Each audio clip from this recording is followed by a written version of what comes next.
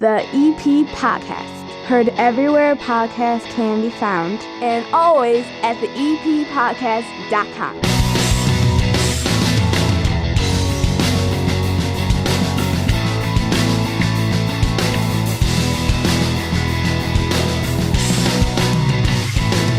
And bellying up to the 9-foot homemade oak bar right here in my basement in Evergreen Park, and pour yourself a cold one. The weekend is upon us, and this is the EP Podcast Weekend Edition. It's all brought to you by the First National Bank of Evergreen Park. First National Bank of Evergreen Park is dedicated to supporting our area with great banking tools and friendly service. They're a true community bank that provides this neighborhood with customized financial solutions like total access checking, an account with free ATMs nationwide. That means use any ATM, anywhere, anytime, any fee, and they pay the fee back, so you don't pay anything. Plus, when you open up a total access checking account today, you get $300 as a bonus. Open online at bankevergreenpark.com/total-access/EP. $100 required to open. Requirements to qualify. Must use link to apply. Member FDIC. I've really enjoyed the new thing that we're trying to do for our weekend episode that comes out on Friday. Just sit down with one person and have a chat.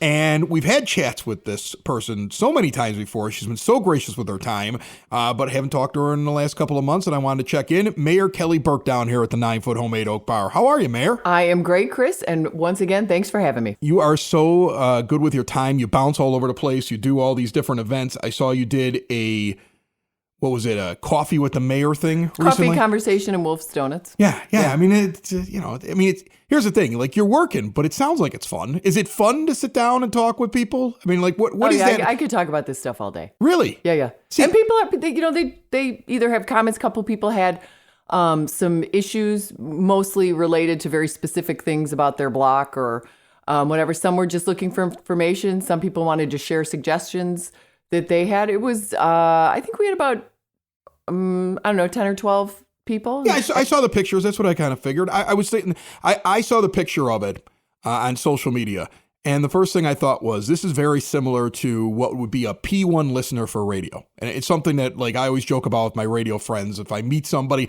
who's really into the show, really pays attention to everything that's going on, remembers stuff that I said 6 months ago, and I don't even remember it. And I love those people because they are the lifeblood of any radio station or the lifeblood of this podcast. There are people that are P1 listeners. That's the technical term for this podcast. And I would think that the people that show up to an event like that are the P1 constituents. These people are voting no matter what. They're there when the polls open.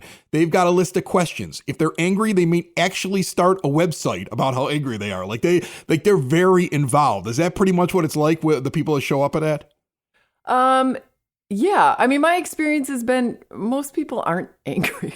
Now, I'm not saying they're all angry. I was just trying to give an example. They're passionate. They're very interested in the community. 100%. Yeah. What's the number one thing you get asked at events like that? The number one thing people are asking about? Is there a certain issue that always pops up, or is it always just personal to the person that's asking? No. And I wouldn't say there's one issue. What came up on Saturday, a couple of people asked, what's going on at Speedway? How's it going with the Subaru dealership? We talked a lot about the new playgrounds that we're putting in, which most of them didn't know because it just hadn't come across their radar, but they were all excited about it. So all different things. What is going on with Speedway? I get that question more than anything else. They're replacing their canopy. Okay. Yeah. I mean, I get that question in a comment on the podcast every week. What's going on with Speedway? I'm I don't know. I'm the podcaster. Speedway should be delighted that they have this much brand loyalty. People are upset that Speedway, I think it's because when you drive down that stretch of 95th right now. Because there's a lot of construction. Between Kedzie and Western, there's so much because the Subaru dealership now is under construction. Mm-hmm. Gem Electric has been sold and somebody's moving in. Mark Marzullo and Norm Anderson were on a couple of weeks ago. They talked about that. They're renovating and it is moving along. Right. And then you recently had, within the last year, Red Palm went away and a parking lot went in over there. And now you have the Speedway with construction. And people are what is going on? Yeah. So I get it. I get that that's probably what they're most concerned about is what's going on there. I had a listener send in a question when I said you were coming on the show. He wanted to know about the northwest corner of 91st and Kedzie. See, I love this. You're probably I don't know what you're talking about. No, I know exactly what. Okay, is it going to be a permanent construction vehicle yard? That's the question.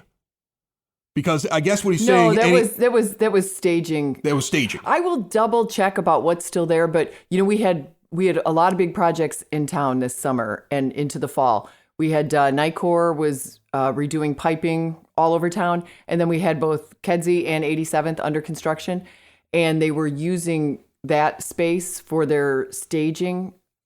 That makes sense. Yeah, off the top of my head, I'm not quite sure what's still there now. And there's a monument building at 91st and Spalding too, right? Is this something that's going to happen over there, or is that like I think it's all part of his question? I'm trying to weed through the these are three separate parcels. Three separate things. Okay. The northwest corner is where all the vehicles were being staged. I can double check about what's still there. I don't know off the top of my head. Across the street, so the southwest corner, that is for sale. Okay. Has been for a long time. It's a private owner who owns it, so I'm not privy to what negotiations or offers or whatnot that they've had. But then the property at 91st and Spalding, which is a little bit further west, is an old casket company. Yeah, I think that's Tombstones, what it was. whatever. Right. So it was property that was kind of vacant and derelict, and it was listed with the Cook County Land Bank. So the village bought it. Oh, okay.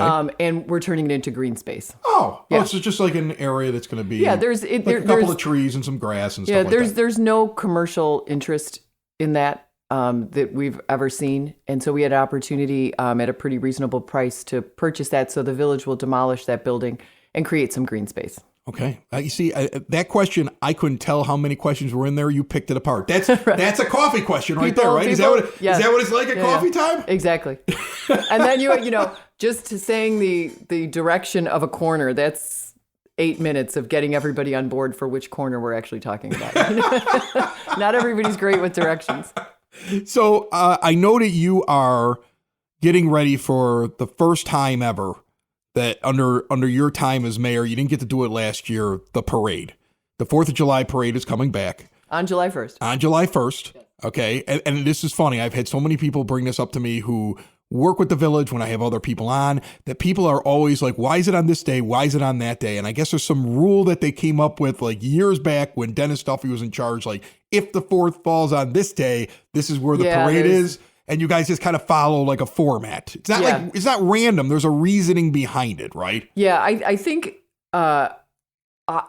this has been in place for a while. I mean, I've lived in the village for 30 something years, and I think it was more fluid a long time ago. And in more recent memory, I think they've stuck with the Friday before the 4th of July. But don't quote me. Yeah, well, I just like the fact it's on Friday because I can do it, and then I can still get up to the lake cottage. Yeah, like I'm going to do the parade, and then I'm going to go visit the rest of the family up at my parents' lake house. I'm like, this is perfect. If it would have fallen like in the middle of the weekend, I would have had to choose. And sounds like I might be hanging out, and doing some stuff at the parade. So I want to be around and actually be at the thing. So I'm happy with the schedule. Yeah, and it seems it seems like something everybody has learn to build their parties and their celebrations around. So I think it's a great timing. Biggest undertaking in the village? Is that what it is I don't know annually? About biggest, but it is a huge production. Yeah. It is a huge production. And so many people pitch in to make this possible.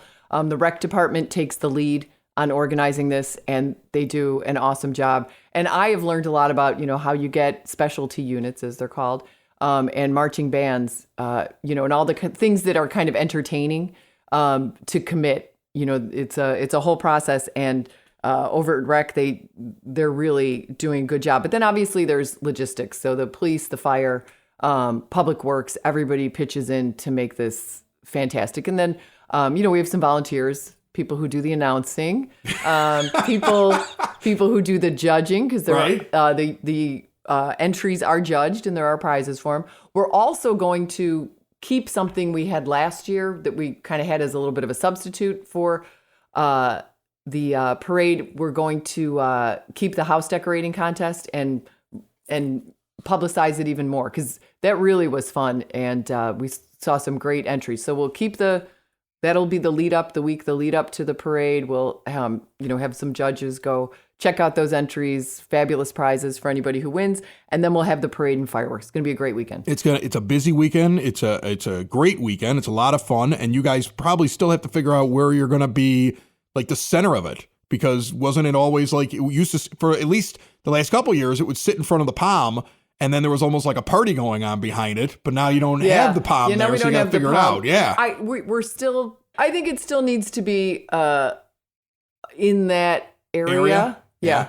Because you don't want to have it right in the beginning. Because, people are still getting they're a little nervous right. when they first start. So you want the bands to be at their peak. You want, we have the Jesse White tumblers coming. You want those kids to be ready to go. You want them at their best when they come by the reviewing stand. That makes sense. I like it. I like it a lot. I wanted to know, Mayor Kelly Burke, if I could ask you a couple of state rep questions. Yeah, sure. Would you mind that? Okay. Because you're the mayor of Evergreen Park, but every once in a while I go, I got a question for her as a state rep. First of all, when are you running this year or not? I know there's a lot of elections. Are you up for re-election this year? Every 2 years. Every 2 years. Ends, yeah. So I had a couple of different candidates already. First-time candidates seem to be seeking out my podcast network. Mm-hmm. Okay. And several of them were for the first congressional district, to go to the U.S. Congress, right? Either on Southside Pod or on this pod.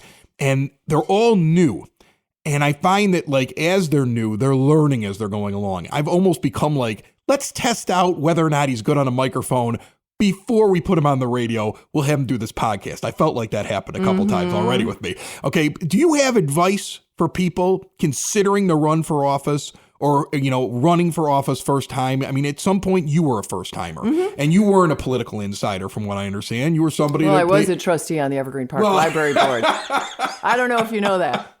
But I've heard that when you ran for that state rep seat, you may not have been the person that everybody even in your party wanted originally, and you found a way to win that, get in there. Okay, right, I don't know if that's wrong or not. I don't want to put you on the spot. No, it's accurate. Yeah, you weren't somebody that people expected to win that seat, and you found a way to do it when you went out and ran for office. So you have a lot of experience first time out finding a way to connect with people. So what advice would you give to somebody considering running for office? I see a lot of people are first-time candidates running around, especially at the Southside Irish Parade with their clipboards trying to get their signatures and things like that. Any advice for first-time people running for any office? You just have to connect with people on a personal basis. And, that's hard. A congressional district is, I forget exactly how many people are in a congressional district, but it's much bigger than the Village of Evergreen Park or a state rep district. So it is a little harder, but you have to try. You have to get out, and people want to know who's representing them and have a personal connection. And then when you do meet them, you have to listen more than you talk. Oh, wow, that'd be hard for me. Even though it's not for everybody. And yes, you have lots of great ideas that you're excited about, and but also you need to hear what's concerning people, because just because it's your number one priority doesn't mean it's people's. I would imagine that's a big part of the job. You become a sounding board. People get frustrated. They're upset about something, or they're worried about something, or concerned about something, and you almost become a sounding board because they're like, when am I ever going to get a chance to talk to somebody again who could actually make a difference? And that you get a lot of things through. And some of them you're probably like, I can't do anything about that, but I'm going to nod, I'm going to smile, I'm going to try to ease them a little bit. Yeah. And you just, you engage in a conversation. And I think you're trying to figure out why, what is driving their concern? What is it? Is it a personal issue? Is it a family issue? Well, it might turn out that there is a way you can help. This is what they're concerned about, but here's why. And it turns out that the circumstances maybe are something that you could help with or provide an answer for. You might not be able to solve, can't solve everybody's problem, but you can sort of dig in and see how you can help. I can imagine that one of the things you run into even now, going up for re-election or dealing with people, especially when you're in a party. We're essentially a two-party system in this country. And one of the things that I've asked every candidate that I've talked to over the last couple of months who was running for some office, and I'm going to ask them all the same question, is how do you get away from just being one vote in a big giant group for your party? Because, some people now look at politics like it's either the D or the R. It's the blue or the red. And then they're just all going to go and vote one way. And I've asked, how do you keep your individualism? How do you keep your district or your area that you represent top of mind? Because I think some people have the fear that you show up and it's whatever the party wants you to vote, you vote. Here's your list of what you're voting for today. You vote yes on these three, you vote no on these two, and you leave. And I think that has become like one of those negative conceptions of politics. And I think it's true in some ways, but how do you separate yourself from that and still remember like, well, you know what? This might be what the whole group wants. I get what my party wants, but I don't like this. I don't agree with this. How do you find that balance? Right. Well, Tip O'Neill famously said all politics is local, right? So if so let's say you're a member of Congress. Right. And you do have these extremely weighty, big issues, but it's about what's happening at home. It's about bringing back projects that that are needed in your area. It's about addressing the local issues. I mean, what are our two biggest complaining, you hear complaints about? Trains and the post office. Right. Both of those are pretty much federal issues.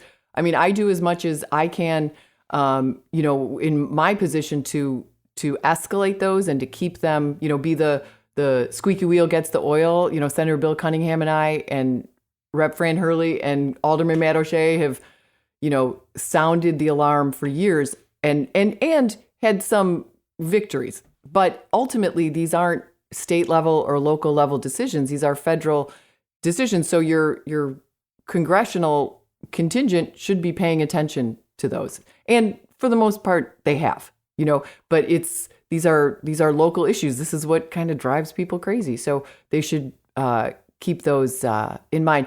And one thing that's interesting this cycle with the congressional races is you have, I think it's like 16 people running to replace Congressman Rush, but also with redistricting, Evergreen Park is now in 2 congressional districts. I know I'm not in it anymore. I was in the first. So, right, I'm out. Yeah. Right. So it's the what is now the the northeast quadrant is definitely in it, and a little bit of the southeast. A little bit of the southeast, right? Yeah. So that is the first congressional district, and then there's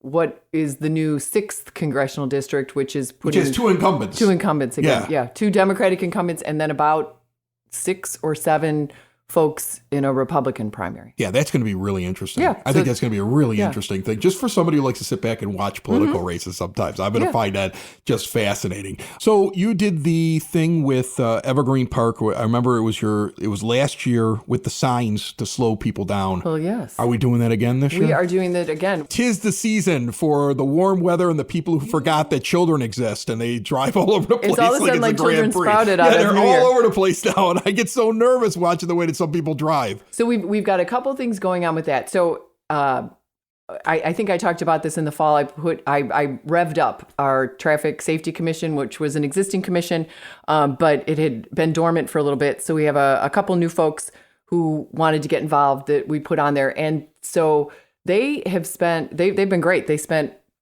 a great deal of time looking at what a lot of the complaints are, and then working with our police department and our public works folks to think about, how to, and I'm not even going to say solve it, because we're not. You can never solve bad drivers driving through your town. And not to use a pun, but we're going to try and curb bad driving. Oh, wow. Yeah. That was good. Boom, boom. And corny. So we've got, the signs are coming back. I just talked to Sarah from AAA last week. She's getting us a whole bunch of signs, so we're going to make those available too.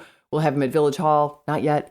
And we'll get them out there. We're going to coordinate again with the schools, so that they do it too. We will step up enforcement with our police department, especially as the weather gets warmer.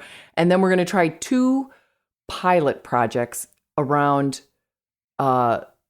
busy parks, schools. So one we're going to do, and I don't have the time frame yet. Obviously, it's all weather dependent.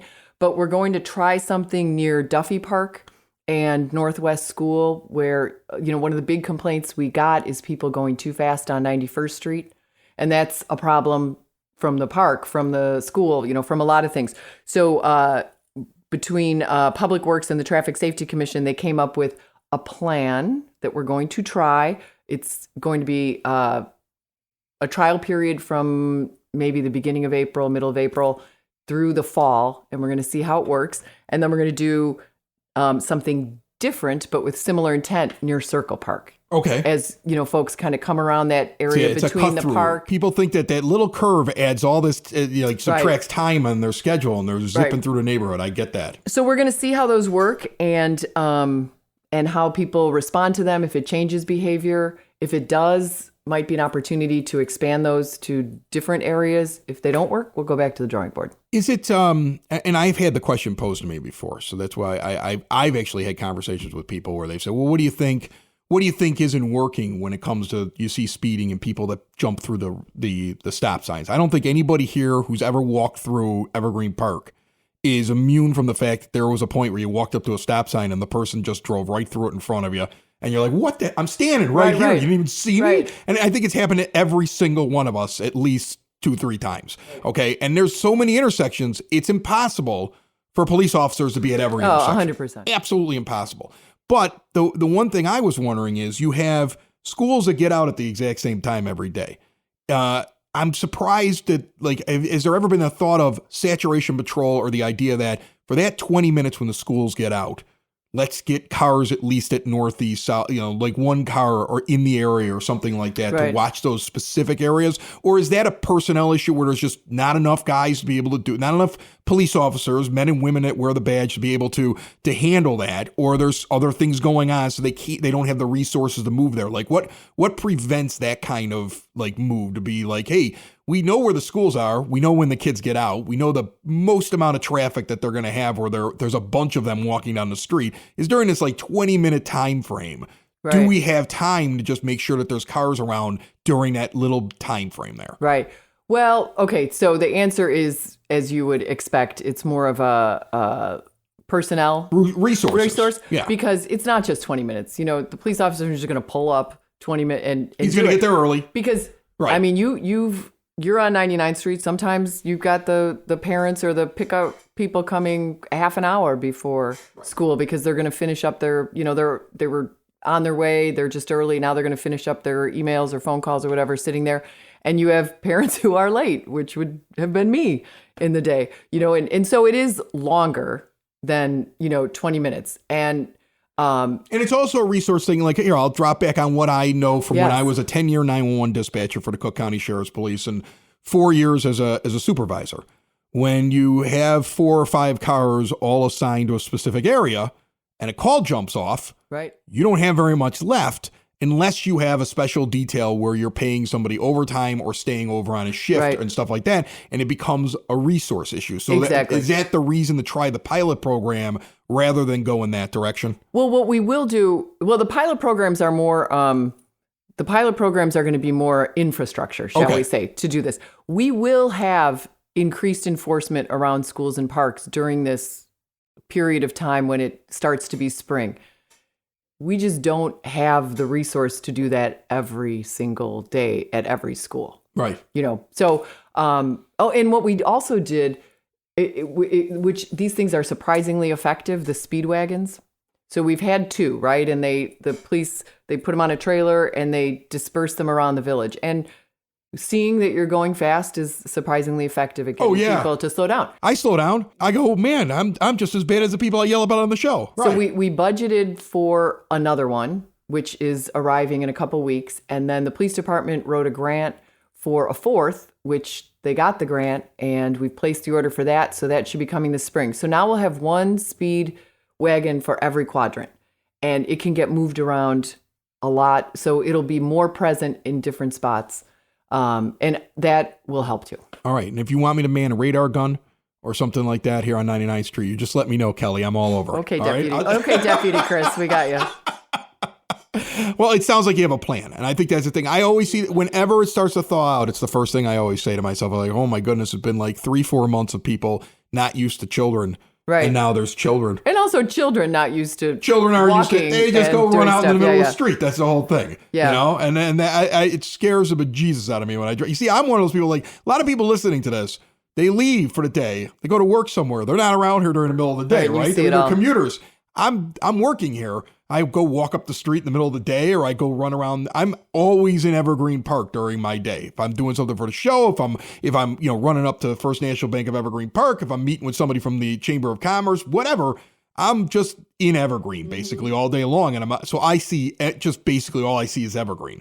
So I think that's like one of those things where like I see the kids and I go, oh man, they're out. Right. Now I see the cars and everything like that. So I'm happy to hear that you guys are working on that. You got a traffic safety board, and it's all good stuff. Yeah, no, I'm very happy with it. It'll be interesting to see how it rolls out, and we'd love. We're going to do a kind of a social media campaign to make people aware of what we're doing, and also to encourage safe driving. And as we do roll out these pilot things, any feedback motorists and walkers, pedestrians have, we'd love to hear it. Okay, if you have feedback, the Village of Evergreen Park loves your feedback, and it sounds to me like our mayor loves talking with people. She's far more patient than me.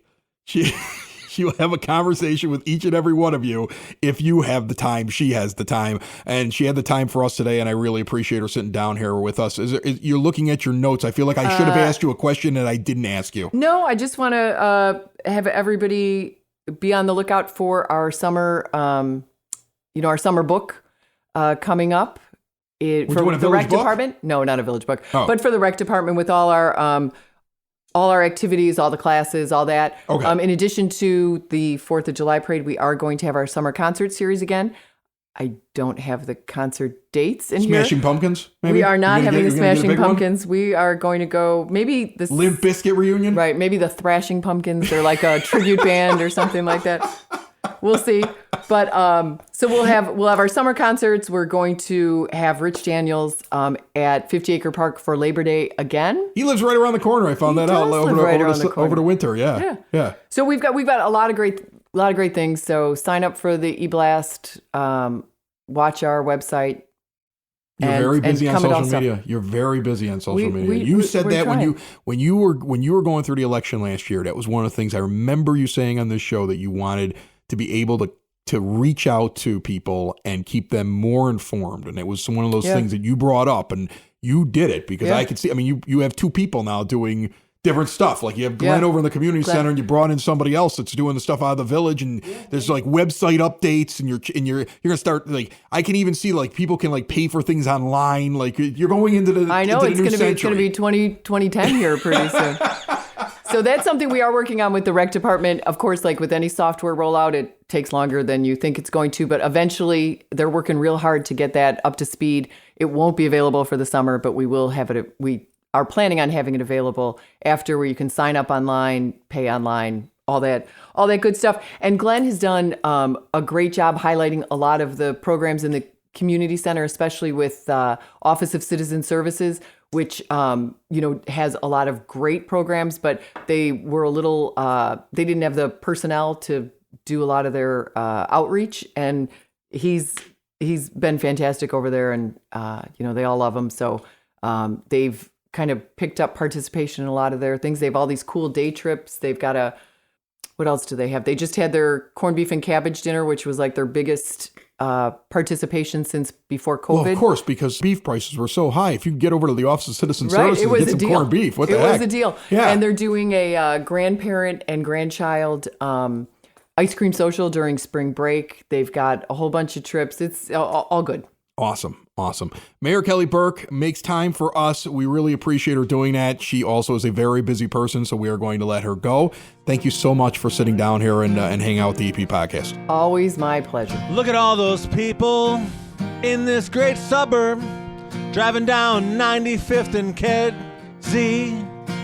What a great place. It's called Evergreen Park, but we know it better as the EP. We're known for more than just the Unabomber. Remember Ted Kaczynski? You guys might even remember that big old rooster on 95th Street. It's all part of EP's history. So listen up to the EP podcast. You might be asking why. Because we talk about all things and we celebrate all the great things in the 60805. It's the EP podcast. All things Evergreen Park. It's the EP podcast. Evergreen Park.